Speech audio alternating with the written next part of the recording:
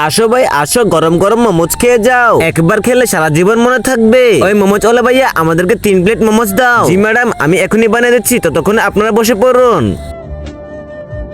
ভাই, আজকে পুটিনওয়ালা মোমোজ বানাবে? হ্যাঁ, আমার বোন বলেছে পুটিনওয়ালা মোমোজ বানাতে।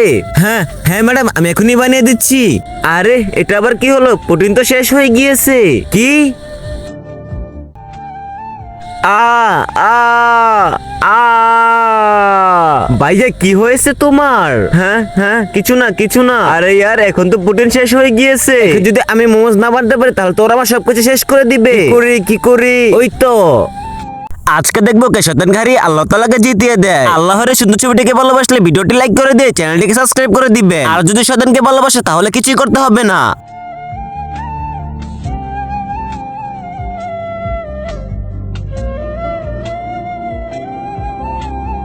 আপু, এই নিন আপনাদের পুটিনওয়ালা মোমোজ।